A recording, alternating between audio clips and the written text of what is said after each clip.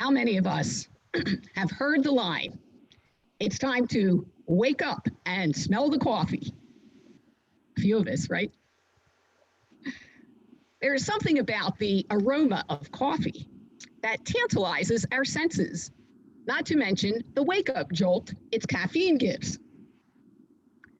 As we begin this Advent season, we are reminded that this is a time to wake up to God's presence, moving all around us and through us.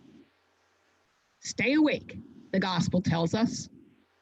So I'd like this morning to talk about what helps us to wake up spiritually and what Advent action that wake up invitation may be asking us to take.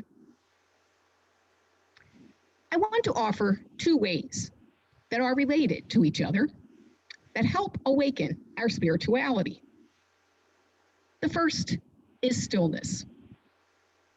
Taking time to ponder, to listen in the quiet, helps us deepen our awareness and sharpen our perception. These are the gifts of getting off the fast track and moving into the stillness within. The second is noticing. Whether a time of stillness or activity, it's important to notice and be aware of what the moment is saying, to go a little deeper. Noticing can wake us up to something more, to the God embodied there. Let's now consider some ordinary events in the light of stillness and noticing. A couple weeks ago, a few of us were hiking on a beautiful wooded trail at Tyler Arboretum. Toward the end of our hike, as we left the deep forest and entered a meadow, we noticed movement in the 6-foot-high grass. There they were, about 8 deer, prancing through the grass, moving gracefully across the field, with their ears rhythmically running just above the top of the grass. Eventually, they disappeared into the woods beyond the meadow, but not before we were treated to an entrancing dance that only nature could offer. It was a captivating moment that left us breathless and in awe. I couldn't help but notice the synchronicity of timing. A minute or so either way, and we may have missed this entire amazing show. This was a God moment that woke me up to God's music playing out, invites all of us to look and listen more closely to God's beauty in the natural world. This was an Advent wake-up moment from nature.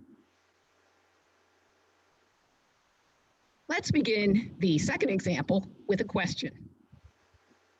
How many of us as children or as adults have jumped into or sat in a huge pile of leaves? Do we have a show of hands here? Then we've noticed how much fun it is to sink into their crunchy, soft texture and enjoy a leafy embrace that perfectly surrounds our body. This past week, our neighborhood was scheduled for a leaf collection. So the piles of leaves in all the front yards were enormous. I noticed my burning desire to sit in those leaves and look up at the sky. The temptation was too great to resist, so I plopped myself down in the middle of the leaves. As I sat in the stillness of that huge pile, I woke up to an invitation that I believe is for people of every age. The invitation to play. Through the leaves, our playful God offers us an Advent invitation to wake up and play. The next illustration highlights the interconnection of light and darkness. Recently, we have had beautiful night skies featuring 3 planets visible to the naked eye. Mars, with a reddish glow, along with Jupiter and Saturn, are closer than usual to the Earth right now. Their stunning light, contrasting with the dark November sky, has been an extraordinary sight to behold. As spectacular as it's been, it's only going to get better over the next month as Jupiter and Saturn move closer to each other. Gazing at them drew me into stillness to ponder the vastness and wonders of our universe. It was a wake-up call to look deeper than what I was seeing and notice a dimension of life beyond it. In doing this, I experienced the God presence beyond. I felt my heart connect with another dimension of life. We all experience the living presence of God in our own way.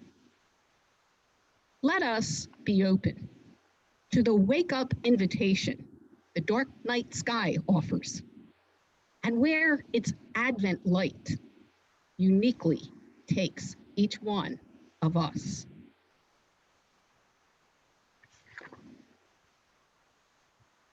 The final example is a heartwarming story from the Philadelphia Inquirer about 2 police officers who grew up in foster care from the ages of 5 and 7. Butler Township officers George Kiefer and Josh Heck real-time foster homes and group homes during their lives.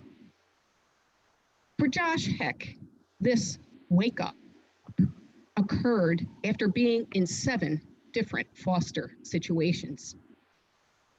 During the beginning of his time at Hazleton Area High School, he would get into fights and other bad situations. Eventually, though, something clicked and he changed course. He joined the football team, and his coach turned out to be the catalyst for his new and improved direction.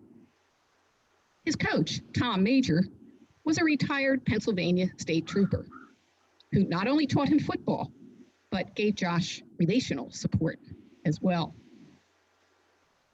Heck said that coach-player relationship put him on a good track and humanized his idea of police officers.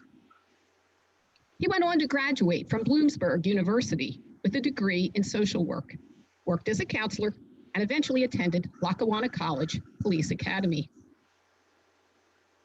The other officer, George Kiefer, served in the Army for 9 years after high school, and then entered law enforcement. And speaking about how he was able to overcome his difficult upbringing, he said, "Somebody has to break that chain." He believes that excuses keep people from moving forward and making something of their life. In his case, traumatic childhood situations and life experience developed within him a desire to help others. He said he understands what it's like to be in the position of the victim and not have stability. He is passionate about police work, saying, offering people help is what makes life worthwhile and what provides satisfaction for police. Josh Heck and George Kiefer woke up to the possibilities of success and a fulfilling life. In the midst of difficulties, they heard this wake-up call within themselves and from others. They are also awake to the need for compassionate service to our fellow human beings who are in difficult situations. These heart-touching stories are an invitation for us to wake up to what we are called to do and be in our own lives. In these examples, wake-up calls were found in natural beauty, playfulness, a dimension beyond, and traumatic or challenging experiences. But the sources of waking up are limitless. During this Advent season, notice what wakes you up. Look for God in that moment, and then savor the experience deeply in your soul. Wake up, smell the coffee, and be your best self.